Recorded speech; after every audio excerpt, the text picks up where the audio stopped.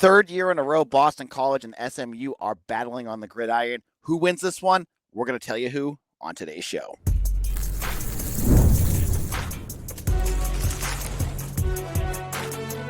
You are Locked On College Crossover, part of the Locked On Podcast Network.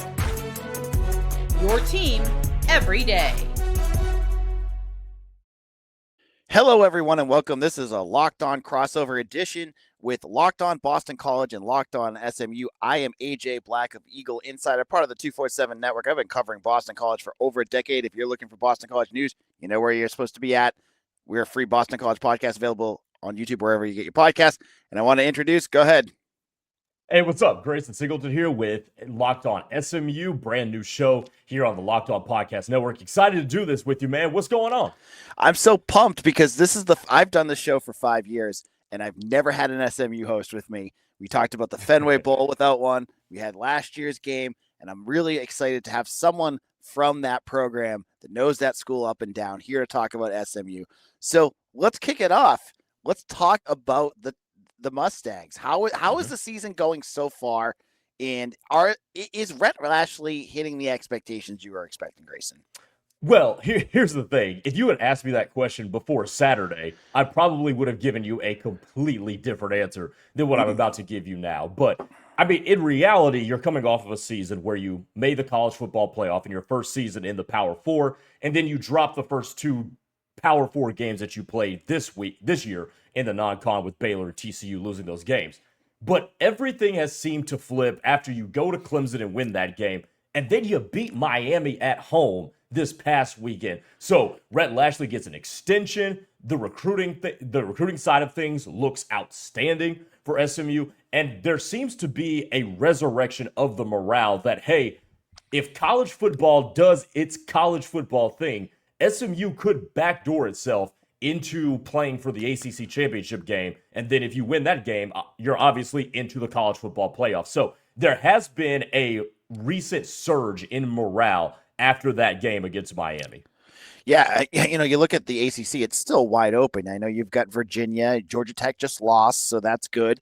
I think you're at the point where anything can happen, and you're looking ahead at a team like Boston College. You're playing a 1-8 team, and you're like, ooh, there's going to be an easy win right there. So I think when you're talking about SMU, you got to start with, I promise you, I won't be so negative through this whole episode.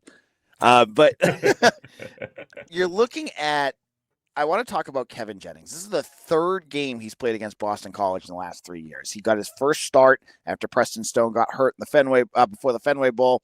He had his ups and downs in that game. He looked dynamic last year when they played in Dallas. How is he looking so far this year?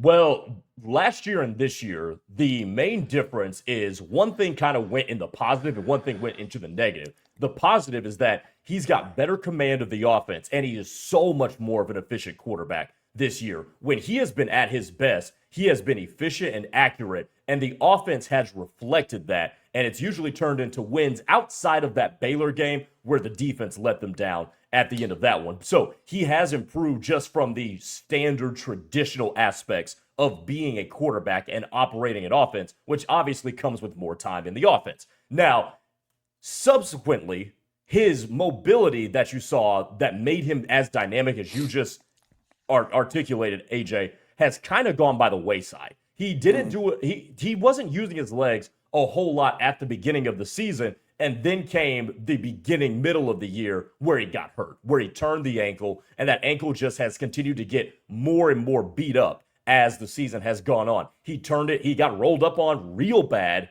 in that Miami game and ended up hobbling off the field until he was able to return 2 or 3 plays later. So the dynamic part of his game, the athleticism that we saw last year, hasn't been featured a whole heck of a lot. He's used it in spurts in very, very selective spots. Like he had a rushing touchdown against Miami this past weekend, but it hasn't been a whole lot of that this year. But what has really improved is his accuracy and his ability to move the offense down the field. And he's been a really good quarterback, one of the best in ACC play this year because of that.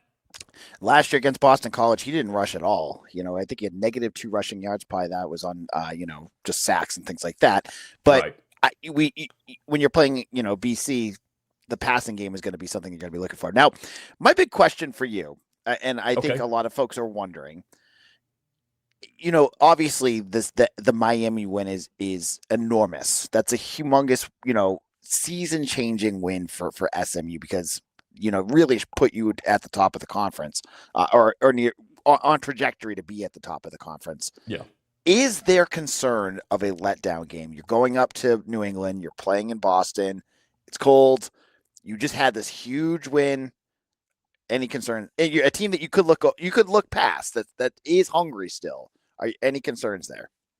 Well, I'm glad you asked that because that was the main topic of Wednesday's podcast. And RHETT LASHLEY was asked about that during the week. And he said, look, we've put our head down and we've gotten back to work. And Monday and Tuesday have been really good days for the guys. And they have seemed to turn the page, at least emotionally, to Boston College. And, this was something that they had to deal with just a couple of weeks ago, coming off of the Clemson win, and it didn't end very well the next week against Wake Forest, where the offense, just completely lets the team down, and it ends in a 13-12 loss to the Demon Deacons. But I think this time around, they have done a much better job, I think, of handling success. And RHETT LASHLEY has had a good track record with this team of handling success. I mean, they went 8-0 in conference play last year. So, you don't do that if you're not handling success well. So I do think that they're taking this one very seriously, and they're going to come ready to go. I don't expect them to sleepwalk into Boston this weekend.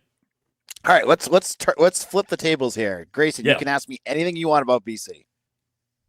Oh, this is going to be great. What the hell is going on with your quarterback situation? I mean, I'm reading stuff about Bill O'Brien, like not naming a starter until a couple of days before the game. Like, what's going on there? So it's been a back and forth season. They started the year off with Dylan Larnagin, an Alabama transfer who O'Brien recruited to Alabama. They brought him in. He won the battle out of camp. He unseated Grayson James, who you guys all saw last year, played pretty well against SMU up until the very end. And Larnagin looked great for about 3 games. And then defenses started to figure him out, really started to confuse him. He got benched. They brought in Grayson James. Grayson James again comes to play. He's up and down. Last week against Notre Dame, they went because of it. He didn't say it, but it sounded like there was a hip pointer injury to Grayson James, and they were going to go back to Larnagin, and he looked awful. He just looked awful. So they benched him fast and went back to James, who played well, not as great as he has been in the past, but he played pretty well. So he already said on Tuesday's press conference, which SMU fans, if you haven't listened to it yet, it's an all-timer, and just Bill blows up. If you have not heard it yet. Does. Yes, he does. he went nuts. So go listen to that. Bananas. But he also said in them before he had the going raging out, crashing out. Excuse me. He did name Grayson James the starter. So we are. So Grayson James, we're going to see the veteran this weekend. So. When you have a situation like that, my next question for you, AJ, is, what's the infrastructure around him? Like the playmakers, the O-line, like, is there enough around him to help any quarterback, whether it's Larnagin or James, succeed? I think weapons-wise, there is. They've got Lewis Bond, who I believe is one of the top 2 or 3 wide receivers in the ACC in terms of receptions. He's not overly explosive, but he's reliable. He runs a great route. He's tough as nails. He's going to get you 8 yards, 9 yards a catch, but he's not going to explode like Zay Flowers did a couple years ago. Like, that's not his style.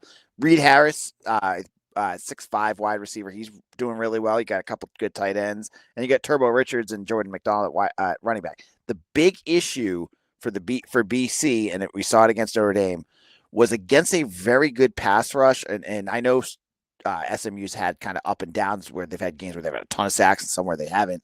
BC's offensive line really struggled against Notre Dame last week. They couldn't run the ball, and they went up 5 sacks. So that was tough, and I think that's the biggest issue against any team moving forward. You got decent weapons, but if they can't block, BC cannot do anything.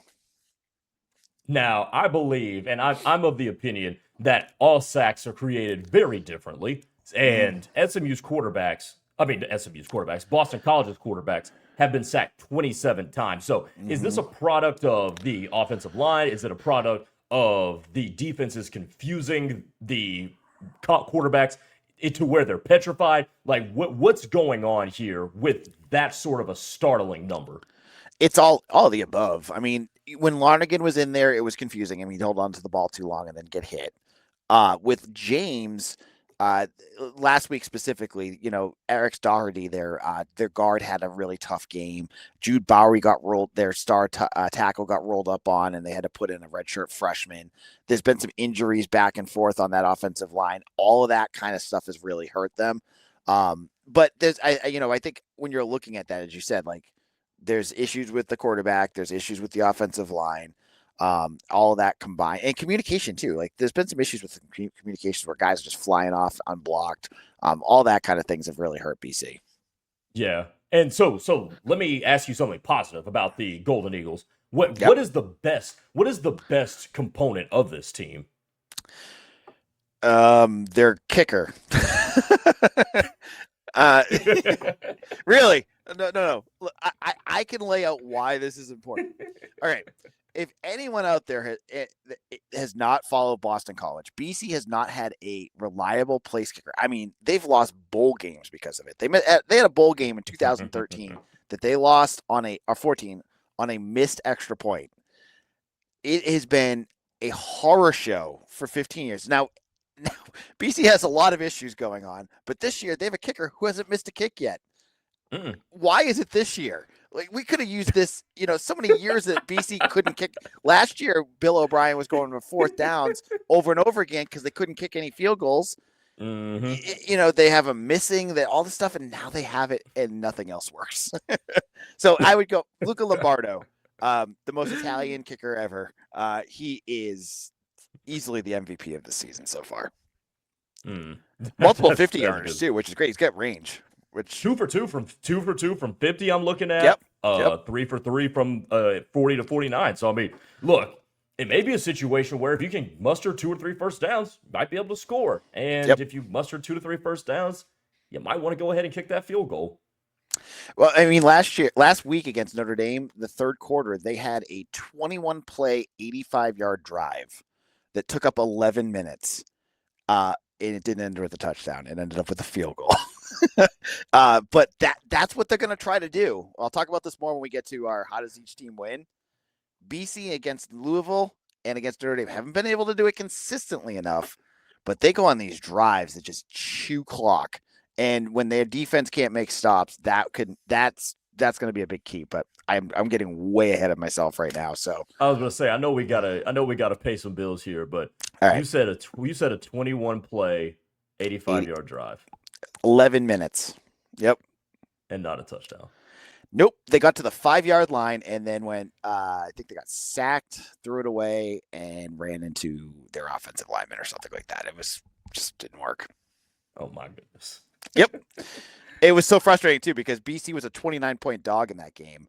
And BC was down. If they scored there, they would have taken the lead against Notre Dame late in the third quarter. That would have been huge. And they couldn't do it. They instead go down 2, and then Jeremiah Love runs for like 94 yards on the next play, and that's it. Yeah. So, anyways, in a moment, Grayson and I are going to talk about what each team needs to do to win. I already kind of spoiled mine, but I get more. I can give you more. We'll talk all about that in just a moment. When the opening whistle blows on a new repair, get your crew moving forward with Supply House. Order today and see parts on your doorstep tomorrow. Over 280,000 plumbing, HVAC, and electrical items from the most trusted brands in the business. Their real-time inventory and honest lead times keep you from punting projects, while their industry-leading customer service always has your blind side covered. Need parts fast for a project? Supply House has next-day delivery. Talk about a game changer with their Trademaster perks like priority shipping and dedicated support. It makes the whole process smoother. Join the free Trademaster program today and score serious perks like priority shipping, lower prices, and a dedicated support line. Visit supplyhouse.com to sign up for free and use promo code SHCollege5 for 5% off your first order. That's supplyhouse.com. Real people, real service.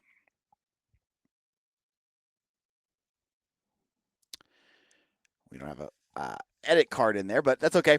So let's talk. This is Locked On Boston College, Locked On SMU, a crossover episode. This is what we do during the season, and we're here together to talk about this upcoming game between SMU and BC at Alumni Stadium. It's the Red Bandana Game, a big game in BC culture, honoring Welles Crowther, a BC graduate who lost his life in 9/11. He was a hero who saved over a dozen people's lives out of the World Trade Center before it collapsed. And it's been a tradition at Boston College since 2014. You'll see the red bandana uniforms. It's a big deal for BC, and it's if you're an SMU fan there, there's a lot of cool. They do a lot of different things during the game to kind of honor him and his family. I know his dad passed away recently, but his mom usually shows up, and they do a lot of things like that. So that's gonna be a big part of this game. Now, Grayson, I'm gonna put you back on the spot. What does SMU need to do to win this game?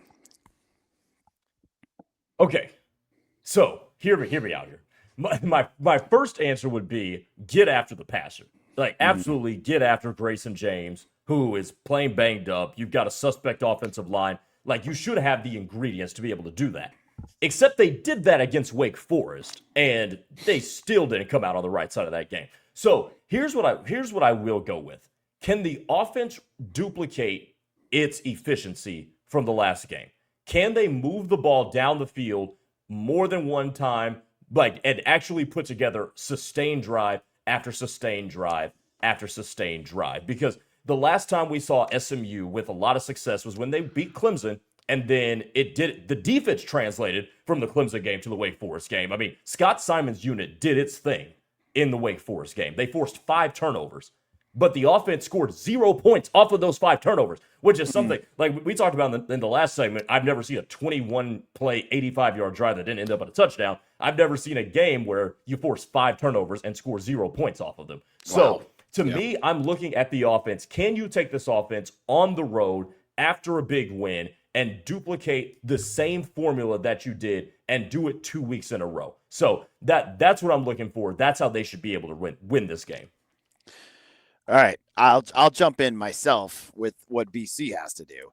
So I mentioned the long drives. We're not going to get into that again, but kind of what you were saying. I look at what SMU could do. If you've watched BC's defense, the big issue that they've had over the last season has been letting up explosive plays. They let him up against Stanford. They let him up against Notre Dame. You saw a 95-yard touchdown run by Jeremiah Love. They let up an 85-yard run by Isaac Brown on Louisville.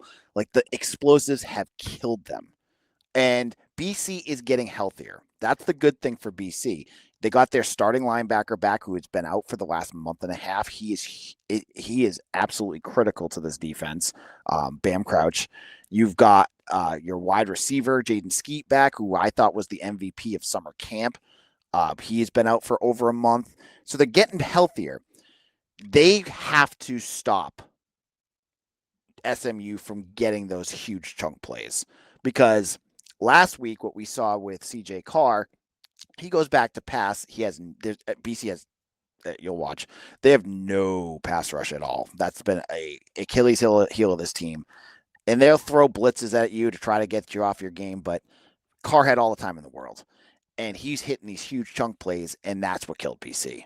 So being able to limit those, getting better. There's, BC starting cornerback Amari Jackson, who's also been out. Like, BC has got a ton of injuries. I don't want to get into it, but like many guys that were supposed to be starters are gone.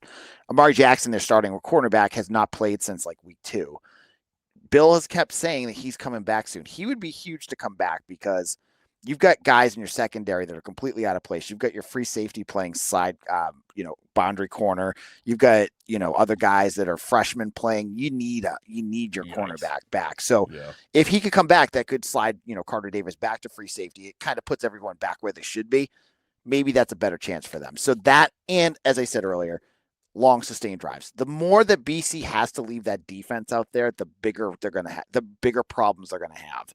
They need their defense on the sideline as much as humanly possible because it's just not effective. They can't get a pass rush, and it's just the cyclical issue that you're going to see over and over again, where they don't get a pass rush. Their secondary is all banged up, so they got a bunch of freshmen back there. They're playing in man coverage, and they can't hold on long enough. And so they either get penalized or they get burned. So it's just like, it's the same thing happening over and over again. So what they did against Notre Dame, they did a little bit against Louisville. If they can do that and try to keep Kevin Jennings on the bench, maybe maybe they'll hold a chance.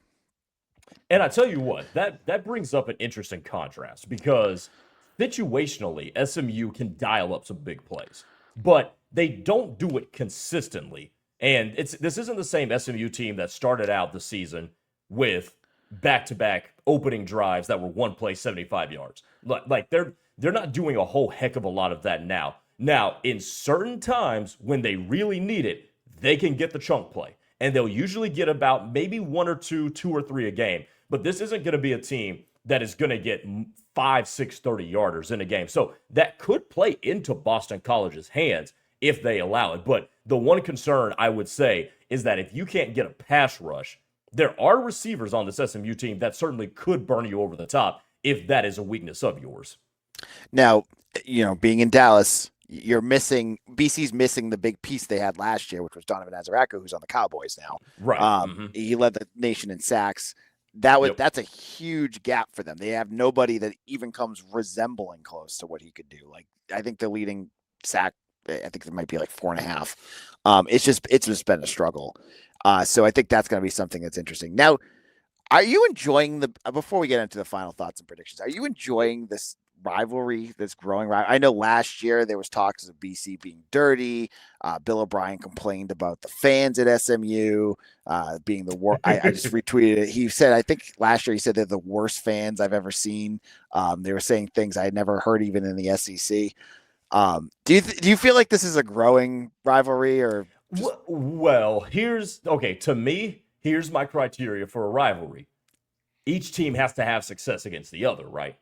Yep. So if Bill O'Brien, which I did see that, by the way, what he said about the SMU fans, if Bill O'Brien wants to say that, and then they pull off the upset on the Red Bandana Day, I hope I said that correctly. Yep.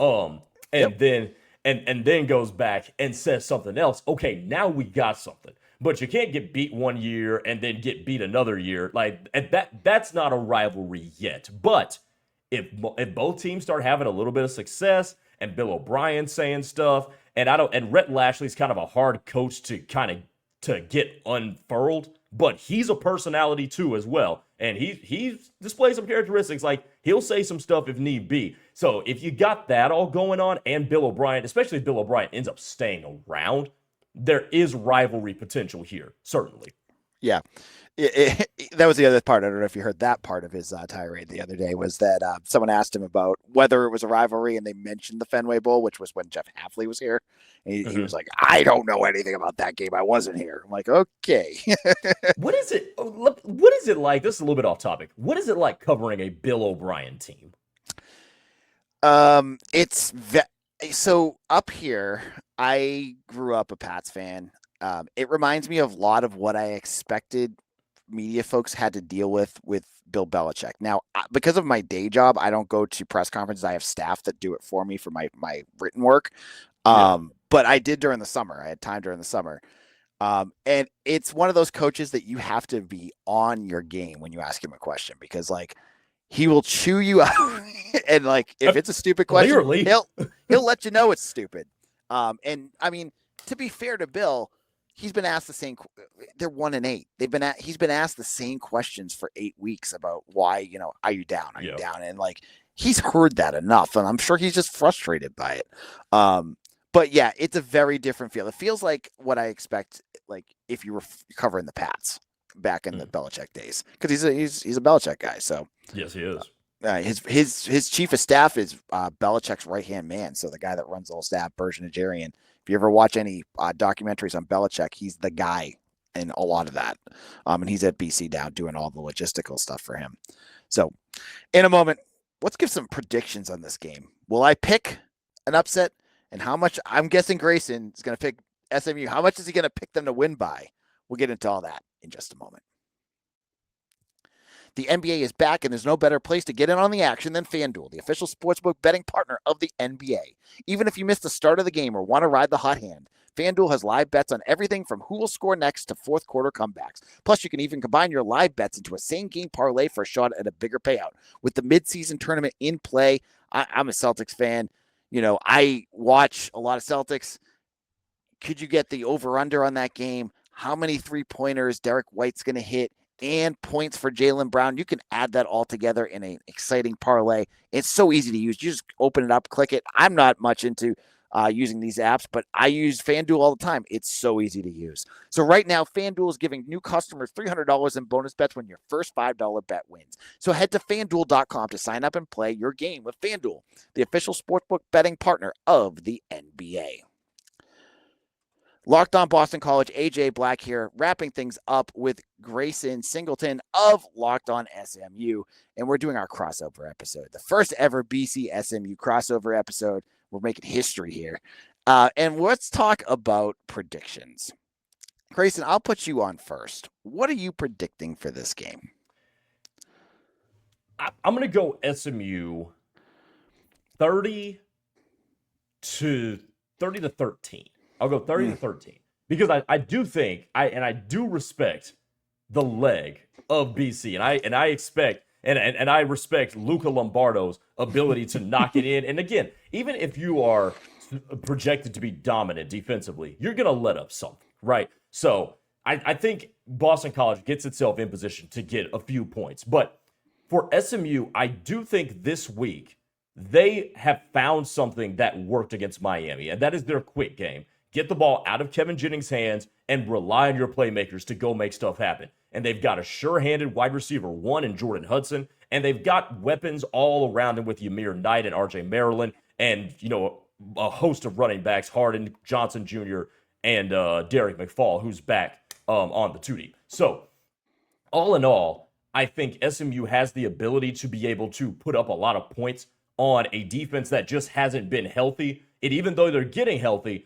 what is the cohesion and the chemistry going to look like because these guys have missed so much time. So I'm going to go 30 to 13. SMU makes it 2 in a row in the win column, and they leave Boston College and come home for a game against Louisville next week. Now, I got to be honest, I did not look at all the players on your team, but we just talked about Bill Belichick, and I had no idea there was a Jordan Hudson on your team. Yeah, that was some conspicuous timing there. Yeah. Anyways, did not do that on purpose. So BC's 1-8, but I've seen more fight in this team in the last couple of weeks than I have all year. They clearly have not quit. The coach is fired up. This is the Red Bandana Game. I before the season started, I had BC going like 6-6 in the season. I didn't think it was going to be that great, but I had penciled in because it was the Red Bandana Game that they would get their one big win against SMU this year. I can't do that still though. I do think, however, BC is going to fight. I think they're going to make this a game. Both Louisville and Notre Dame are both playoff contending teams, and BC was down to the fourth quarter against both of them. I don't expect them to win this game, but I think they're going to keep it close. I'm going to go with SMU probably pulling away and, getting a few style points at the end, winning like 31-21 in this game. How do you think, with the questions on the offensive line and the inconsistent play of whomever has been behind center this year, how do you think Boston College goes about scoring 3 touchdowns? I'm curious. They have been able to find scores, which they've been able to cause turnovers the last couple of weeks. That shortened fields, that's been a big difference. It's been a reason why, they've had some success, but they've also been able to have a few sustained drives. I think, I don't know. I'm like, how are they going to do it? I think there's enough talent that they're going to be able to do. Like we saw Grayson James pull out the quick game, which I've never seen him do against Notre Dame. If they can consistently do that, and be able to get the run game going, which was the big missing piece last week, was that Notre Dame's defensive line was so nasty. BC ran, I think, for an average of 2.7 yards per carry or something like that, 0.27. They couldn't do anything. So I think if they can get that run game going a little bit, that'll open things up a little bit more. And if Grayson James is healthier enough, that usually comes from him. They do a lot of like QB sneaks and things like that, and RPOs that you didn't do a lot with Larnigan, that really open up things. So I think that's what we're going to see, but we'll have to wait. So I'm going to go with them losing by 10. There you go. Like I don't see anything wrong with that at all. All right. So, Grayson, where can people find your work? Yeah, give me a follow at Gray_Singleton2. That's my Twitter handle. Also, check out Locked On SMU on YouTube. It's just right there. Search that, and you'll see my work covering SMU. You'll probably see a little bit of my work on Twitter covering the University of Oklahoma, which is my day job as well. So there's going to be a little bit of mix of both, and just plus my overall thoughts on the world of sports. So give me a follow, Gray_Singleton2. Love to interact with all you guys there. And you can follow me on Twitter at AJBlack247. I'll be at the game on Saturday. I do a live post-game show from the press box, so I'll be there again on Saturday to do that. You can check me out on Twitter, Instagram, Facebook, Threads. On everything, TikTok. Find me on any of those. Just look up AJ Black, Locked On BC, or Eagle Insider. I'm there. And I will see you guys all again tomorrow for my show with Mitch Wolf doing our post-game show. Our pre-game show. And we'll do everything that way. So for Grayson, this is AJ. Thank you all for listening, and we'll see you all again soon for an episode of Locked On Boston College or Locked On SMU.